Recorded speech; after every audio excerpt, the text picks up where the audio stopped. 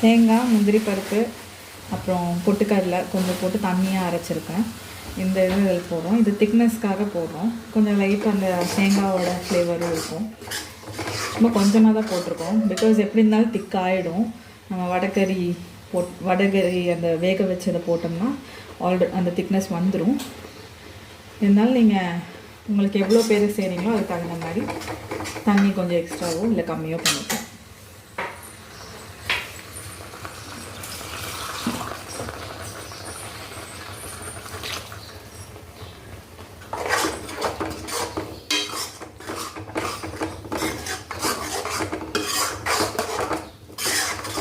இன்னும் கூட கொஞ்சம் தண்ணி ஆட் பண்ணிக்கலாம்.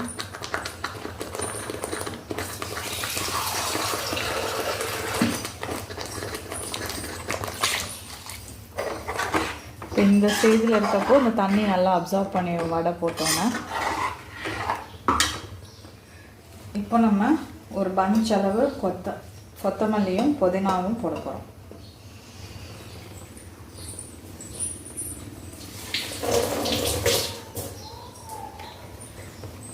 இந்த புதினா ஆட் பண்ணுறது எதுக்குன்னா, நீங்கள் அந்த ஆத்தென்டிக்கான வடகறி ஃப்ளேவர் வரதுக்காக அதில் வந்து இந்த புதினா ஆட் பண்ணுவாங்க. சால்னா பொதுவாகவே அந்த மாதிரி சால்னா, ரோட் சைட் சால்னா அதுலாம் இந்த புதினா ஆட் பண்ணுவாங்க, இந்த அடிஷ்னல் ஃப்ளேவர் வரதுக்காக. ஸோ நம்ம இதை ஆட் பண்ணிட்டோம். இதை நல்லா கொதிக்கட்டும்.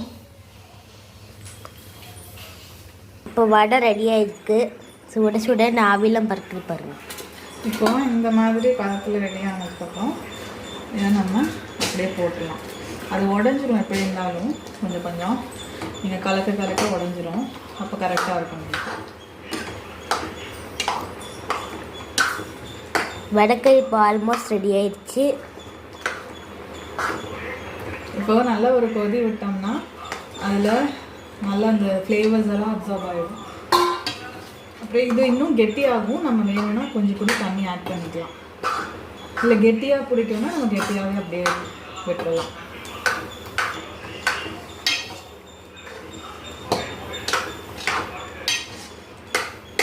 இது நல்லா கொதிக்கட்டும்.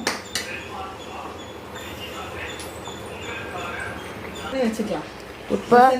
இப்போ ரெடி ஆயிடுச்சு. இப்போ நம்ம எப்படி இருக்குன்னு பார்க்கலாம். வடக்கறி ரெடி ஆயிடுச்சு. இப்போ நம்ம வடக்கறி எப்படி இருக்குன்னு டேஸ்ட் பார்க்கலாம். சூப்பராக இருக்கு. நீங்கள் செஞ்ச எப்படி இருக்குன்னு